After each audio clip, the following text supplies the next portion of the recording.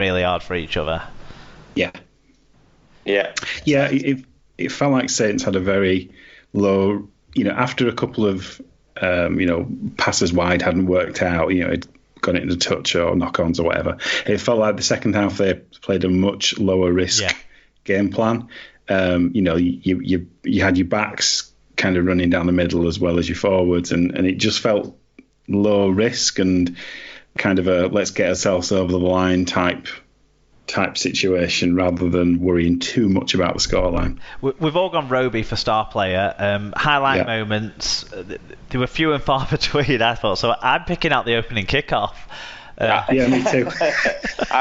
Just put, Halifax's short kicking game was what I wrote down. So I think we're all in agreement. Excellent. So the final then, that is Warrington versus St Helens on Saturday the 24th of August. That's a 3 p.m.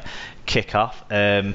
So hopefully as many SLP family members can be there as possible, and if they're not there, they've all got the front row seat at home watching it on the television. Stat line of the week. There was it kind of all came from Saints players, even though we're saying that they weren't dominant, but the big numbers were on their guys' backs. I'm going to go James Roby for 1 try, 47 tackles and 124 metres. I think he earned that title for me, going on both of those stats and making a crucial contribution with the try. Yeah, it's hard to argue with. Does anyone want to talk about the player of the week that they've picked out? I'll start with Alan.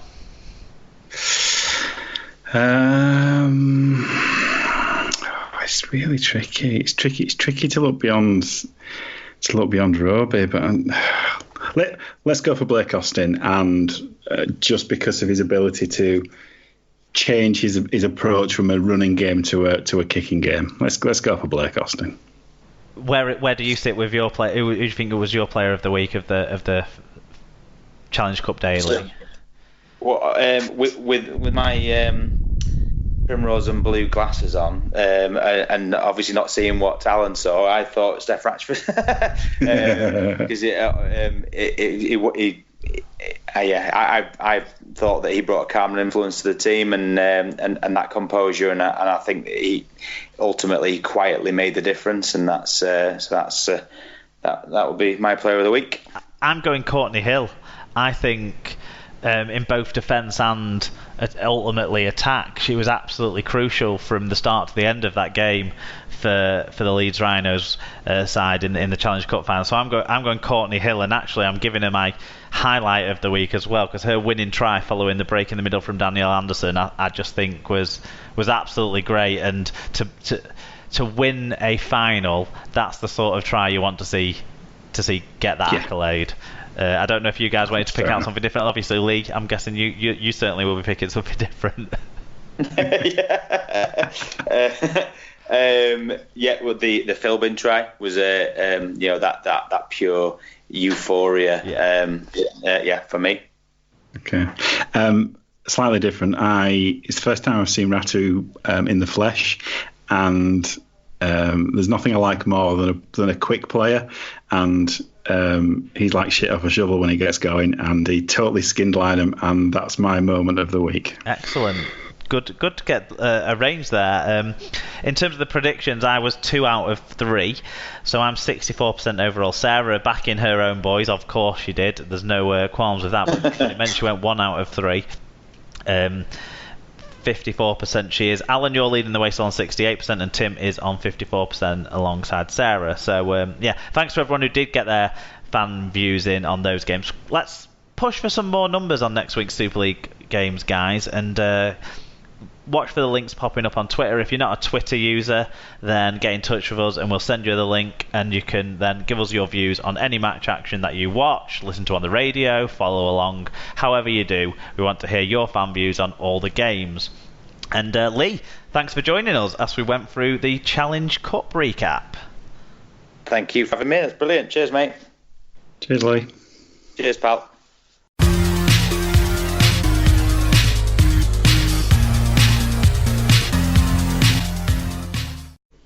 Other results time then, and we're going to start the other results section with the 1895 Cup semi-finals. It was Sheffield 18, Batley 2. We had someone get in touch on this one who must have been watching along on our league. He must have been, yeah. He had his feet up on Sunday, Paul. So Paul O'Brien says, Sheffield just too good in the end. A good game to watch, which was close until the last quarter. And then the game that I'm sure he was totally glued to. Leigh 8, Widnes 12. Yeah, so he got in touch on this one and said, what a game. Both sides left nothing in the dressing room. It had everything. What a win. Wembley, Wembley, where the famous Widnes rugby, and we're off to Wembley. Kicking off about 5:30, I believe. Yes. As long as they can clear all the confetti first. I'll be watching, even if not many other people are. Who else? Tom Andrews says, I like this one. Bet Derek's face was a picture after this. Perhaps we could get his face, his reaction, put on the ribbons to be presented on the cup. Oh no, what I want him driving out in that Formula One car that they seem to have splattered with the AB Sundex 1895 Cup stuff that I've seen a few events now, and I want him sat in that, driving out of the tunnel at Wembley, giving the trophy to the winners. Oh God! Nothing makes me happier than a sad Derek Beaumont. Happy for the Widnes fans to get a day out in the capital after a turbulent year. Yeah, absolutely. Agree with that. And Mark Butler says, the magic of the cup, a tough afternoon. I have to say, I didn't fancy Widnes at half-time, although Leigh lacked a cool head almost as much as Widnes.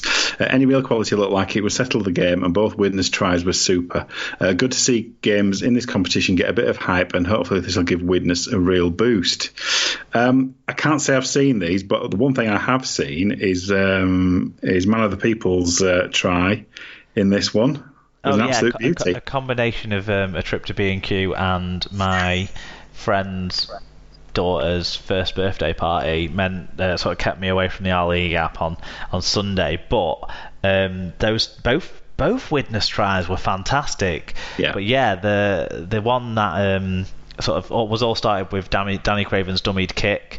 Then was it young Keenan Brand, I think, in the centres, went on a bit of a run, found Jordan Johnston back on the inside, who put a lovely kick over for Man of the People, and it certainly matched everything that we saw the day before, didn't it? Yes. Oh no, it's great, and it's a valuable boost to both Sheffield and Widnes to get down there. So yeah, great stuff. Excellent. There was a catch-up game in the Championship. This was from round 1. It was actually quite important for Dewsbury. It finished Dewsbury 32 away at Rochdale, who had 12. So, as expected, Dewsbury won this one, but it pushes them another couple of points clear of the relegation spots, and so makes it even harder for Barrow now to get out of that 13th place in the Championship. In League One, there was a round 17 fixture played, and it was between two of the promotion hopefuls. Finished Hunslet 12, Whitehaven 19, so Whitehaven extend their lead at the top as it stands. Into the NRL, where it was round 19 of matches, and we had the Sharks 16, the Cowboys 14, the Knights 26, the West Tigers 28, the Rabbitohs 20, the Dragons 16. Some of our favourites returned in this one. Tom Burgess was back. He made 127 metres for the victorious Rabbitohs. James Graham played against 60 tackles. There'll be none of that body left for scientific research if he keeps going on like this. 60 tackles from James Graham. And Gareth Widdop returned as well with a try assist in what was ultimately a losing effort for the Dragons. It was the Eels 24, the Warriors 22. God, there were some close games in the NRL this week. Mm-hmm. Not this one, though, unfortunately. It was the Titans 12, the Broncos 34. Although Callum Watkins did make his debut, put himself around the field for a lot of work, made 132 metres. So hopefully that's a start of things to come for him. The Storm 10, the Sea Eagles 11. Is that right? Yeah, that's right. Wow. It's on my planner still to watch. I hear it was dramatic. Let's put it that way. The Bulldogs 12, the Roosters 20. No space for Ryan Hall in that Roosters side, but there was some British players on display as the Panthers were beaten 30 points to 18 at home by the mighty Canberra Raiders. Josh Hodgson with a try assist, Elliot Whitehead with I've written try assist, but I think I don't know. Anyway, Elliot Whitehead did something as well. And John Bateman though was the star man. He scored the try that ultimately sealed the game after a couple of nervy moments as the Panthers piled on the pressure. He had an absolutely crucial momentum changing one-on-one ball steal just after the Panthers had scored when it took it to I think 24-18. And they were in the ascendancy with the Panthers at home. And John Bateman, from the kick-off, had a ball steal, and then a couple of, I think a set or two later, he ended up with the try that ultimately sealed things. So he had a 1 try, 7 tackle busts, 42 tackles, and 166 metres. Now that is a stat line of the week. Oh, God. Love John Bateman. So does the whole of Australia now. Ain't nobody like John Bateman. Makes me happy. What are the standings?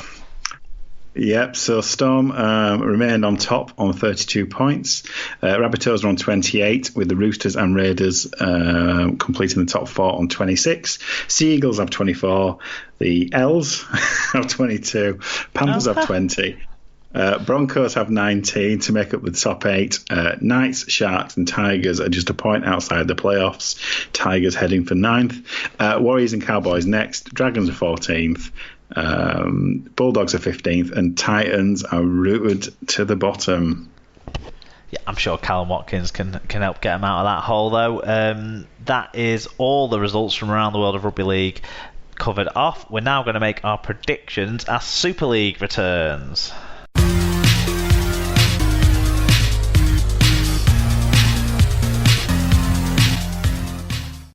So, Super League returns then with round 24, and it all gets underway on Thursday night, 7:45pm kickoff on Sky for Hull FC versus Wigan. Before we get to previewing this game and making our predictions, I've been in touch with some Hull fans. Sarah's given me some tips for some roads to park on that are near the stadium, because when I went before, I parked in the city centre and walked out to the stadium.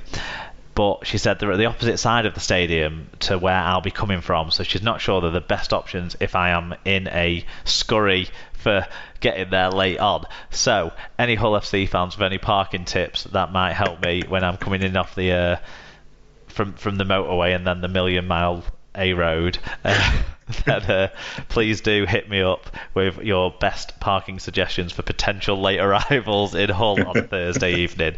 But yeah. In terms of the game itself, Wigan still have doubts over Ben Flower and Joe Greenwood. Ben Flower would be a huge bonus if we could get him back in the side, but it sounds like we should at least have Tony Clubb being fitter than he was for the last outing and Sean O'Loughlin back in the side for the Warriors, which will be a big boost to a depleted forward pack for Wigan.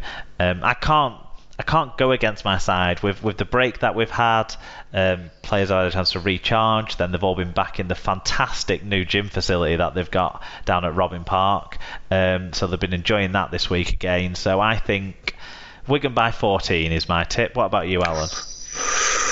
Yeah, I'm going for Wigan as well, based on a week's rest and maybe a bit of a cup hangover for FC. Not by much though. Wigan by 4. Okay, Friday night Sky televised game is the one that should have been on Thursday night, because let's face it, they're about 10 miles apart rather than the width of the country apart. But, well, it is for me going from Lytham to Hull. But as I'll be leaving work at 4 and racing across. I should get there in time. 4 should do it right. I should miss the Leeds rush, I think. But anyway, we'll see. We'll see if I do. Anyway, Friday night's game on Sky is Huddersfield versus Leeds. I'll let you go first on this one. This is the first of many where I was completely unsure. Giants. No confidence. Giants by 2. Leeds by 7. I don't know why. No. Nightmare to pick that one. Friday night also at 7:45pm kickoff sees St Helens hosting Wakefield. Now, I'd said that there was half a choke from St Helens, but I'm not sure that they're in full choke mode yet as they march on towards a League Leaders' Shield win. I'm relatively confident that Wakefield have been abysmal recently, so I can't go against St.